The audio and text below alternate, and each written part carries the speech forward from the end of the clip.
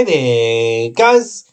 Today we're discussing how good Deep Gnome Terramancer is. But just before we get into the video for today, if you are enjoying the content that I'm putting out there, please do consider subscribing, turning on that notifications. It really helps us out. But with that being said, let's get right on into the video for today. Alrighty.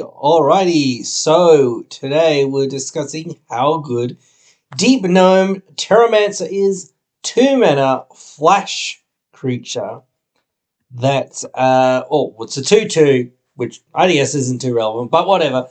Whenever one or more lands into the battlefield under an opponent's control without being played, you may search your library for a plains card, put it into the battlefield tapped, then shuffle. You may do this only once each turn.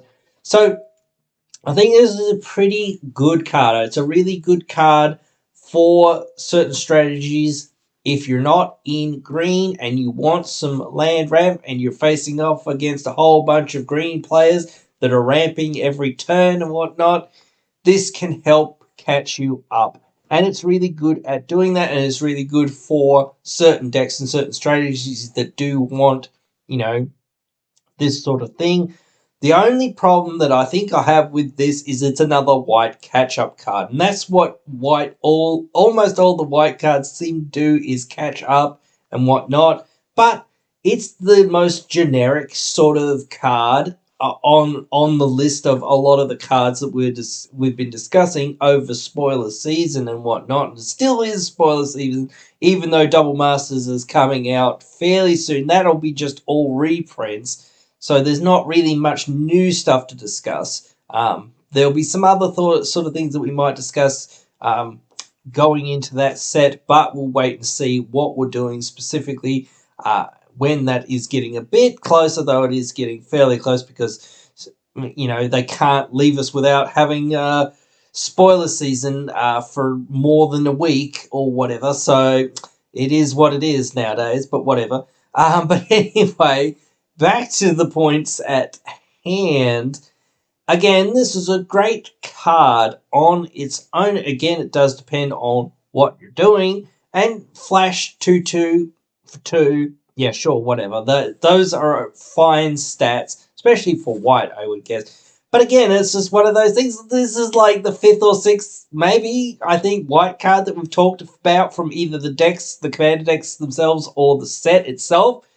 Jeez, are we ever going to stop talking about white cards? There's so many good white cards coming out of this set, bro. Like, I don't understand. Like, it's crazy. Like, we haven't hardly talked about almost any of the other cards because they haven't been, like, that amazingly wowing to talk about. Like, obviously, some of the big mythic dragons are super amazing and whatnot. But again, just like all these really great white cards are out there. And, I want to know how kind of good they are and I want to discuss them. So it's just really tough not to want to discuss them. And I think, like, maybe doing it in this form is kind of a little bit easier because at least you get that, like, these are obviously the best cards to talk about from the set because they're worth talking about because they're worth making a video about.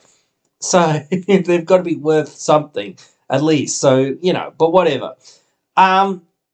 Again, there could be some synergies. There are a few landfall cards and whatnot that are in other colours besides green and whatnot, even though that some of those cards don't actually say landfall and whatnot. So there could be some synergies there, but of course there's not that much there. You're just using this mainly for the value of catching up to your opponents, which is really good, especially if you're in those decks where you're like, well, I need whatever I can get for, whatever I've got because, hey, this is all I've kind of got. If you care about gnomes, I don't know. Don't think there's any gnome decks, but that could be relevant maybe. I don't know. Wizards, there are a lot of wizard decks, though they do tend to be in blue, though. You could have an Azorius, wizard deck. I'm sure that that's feasible. I don't know what the commander would be, but still, that is feasible. But white is just like this now sort of generically doing this good catch-up mechanics type deal. And I do think that this is definitely worth running. It's a 2-mana thing, and it can immediately pay you off because, again, you can cast it with Flash, so you can just sit there with that 2-mana up and be like, hey, oh, what's that opponent you're cultivating, or your Kadama's reaching, or you're far-seeking, or whatever, or you're cracking a fetch. Ah, well, I'm just going to flash this in and get a free land. Thank you very much. And then, I've gotten the value out of it to a degree. And, hey, well, next turn I'm going to untap with 3 lands at least, minimum. And if any of my other opponents, ramp or crack a fetch or whatever, anything else, then I'm going to get extra value off of it. Even if it dies fairly quickly after I've played it, it still might have got me enough value to sort of have been worth it. It doesn't, especially for these 2-mana cards, they don't need to generate you so much value that like a 4-mana or a 5-mana or whatever card would.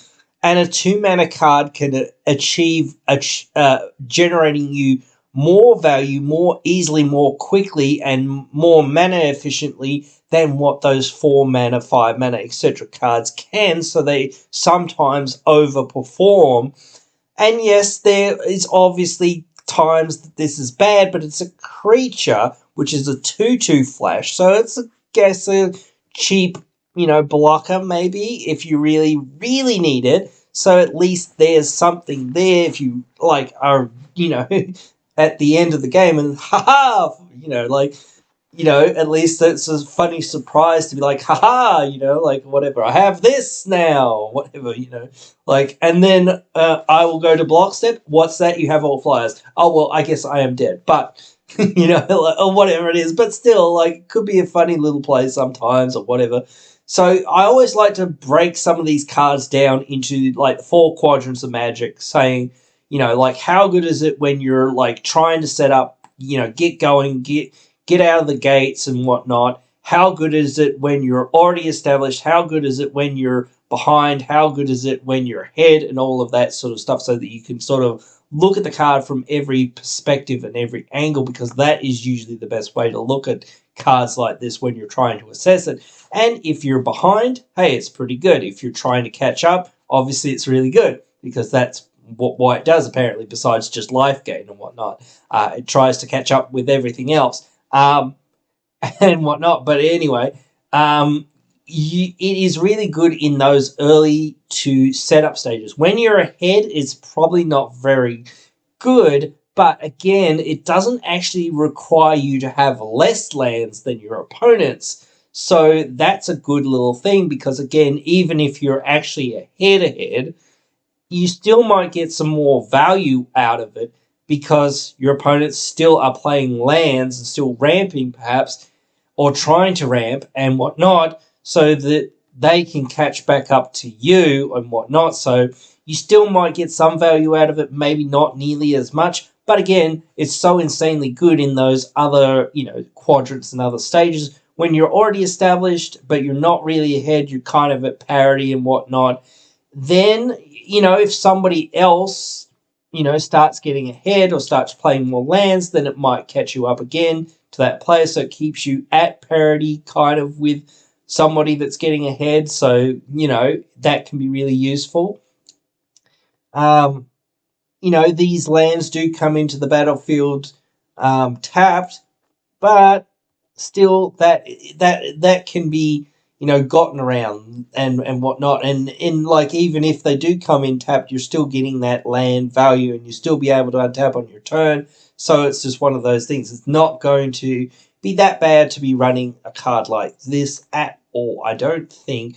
Certainly, it's not the best card. It's not Dockside Extortionist levels, and it's not going to be super staple in the same sort of way as what the Dockside Extortionists and whatnot, or maybe out there, or some other cards. I do think that this is a staply level type card, though, in a sense, because I do think that every white deck would want this, or any deck that is in white. Perhaps not the decks that are in green, but again, even in those decks, you still might want it, but you still would want a whole bunch of basic planes in your deck as well. So I would think that this starts to get way worse once you go past 3 colors. And even when you're in 3 colors, I think that it'll be much worse than being in 2 colors, and even in 2 colors it'll be worse than being in mono white, because again you have less basic planes to be able to fetch with this thing. If you basically run out of fetch targets with this thing, well then perhaps it's already kind of done its job, I think, when you're in like 3 colors or 2 colors or whatever, because then you've got all your planes or whatnot, and then you're like, well, now I just don't need it. I can do whatever I want to do with this thing, sack it, put skull clamp on it, run it into a bad attack or run it into a bad block or whatever, draw some cards or do something else with it, or just sack it to something else or whatnot. Or just, hope that, that's enough and you might put it back into your deck or something, shuffle it away with Chaos Warp or something, hope to hit something else or whatnot, or Ablation or something. Oh well, I'll just Ablation it away and draw 2 cards and whatnot. So hope to get something else better. I don't know, but it's just one of those things that it provides a whole lot of stuff. It's certainly not a busted card, as I was sort of saying, but it's certainly a nice value card and whatnot. But beyond just that, it's just one of those cards that's pretty decent from this set. And I would try to pick one up if you are looking to build into white, perhaps not green, though still I would think that it could be good in those green decks if you're just 2 colors. But I don't know whether it provides as much value or whatnot as just straight up ramping, though it will provide more long-term value. But again, you might run out of those fetch targets at some point if you're in more than 1 color, or even certainly if you're in more than 3 colors and whatnot, so you'll eventually really run out because you only have so many targets. But anyway, it's just really good no matter what, I think. So I definitely think that it belongs in a lot of decks that are out there. This is probably going to be one of the chase cards from this commander deck to try to get that, along with Folk Hero. I think that's a really great card as well, as I was sort of saying. It's not the most broken card, it's another catch-up card and whatnot, same sort of thing. But again, it is really useful and can be really good in a lot of decks that could run it. So yeah, you might want to think about it if you could fit it in, and you really if you also sort of care about what else it's doing for you, i.e. giving you landfalls, then you of course 100% want it. And even if you don't, you still might want it 90%. And I don't think this is a too expensive card from the set thus far, in comparison to some of the other cards that are out there. But still, it is a, sought after card and will command some price, certainly. So, that is worth noting. And, again, that price point sometimes does limit play of certain cards among less enfranchised or less established players and whatnot. But still, I would think that if you could make use of it in a deck, it would be worth running, because you do need that sort of thing to compete with other decks that are, again, out there in the format and just doing so many powerful things. And when you can't keep up with those super powerful things like this, with the cards like this, then it sort of it all runs away with the game from you. Less and less chance to really, get into that game. And especially, it gets rid of those dead draws sometimes, because you'll just top deck lands. And yes, at certain points you do need lands, but it just filters out some of those lands that sometimes you won't really need when you're getting into that later game and you really need to draw gas. So that can also be really useful. I know deck thinning and deck shuffling, sometimes people don't really believe in it, and I don't 100% believe in it. But again, I do know that it is useful sometimes and can be worth the time. So, it definitely is good. But you guys can let me know what you guys think about it. Is it really that good or whatnot? I don't want to ever overhype these cards or whatnot. I kind of want to give, them a slightly lower rating sometimes, or a slightly less good review to a degree, because Of course, not every card is a perfect card, and they can always be dead cards and whatnot, and quote unquote it dies to removal, blah blah blah, all that argument. Yes, those are all true and factual things that do exist and whatnot, so again, those are worth considering to a degree, but again, it is what it is. Everything has its weakness to an extent, so nothing is perfect and nothing is permanently permanent to a degree, really, ever anyway, but still, as I say, you can let me know your thoughts on all those things, write them down there in the comments below, and I'll be sure to respond to all the comments that I can. And I love interacting with you guys and talking about this game, EDH, the cards we love, the decks that we play, all the things in this format. But yeah, if I don't see you down there in those comments, I'll see you in the next one.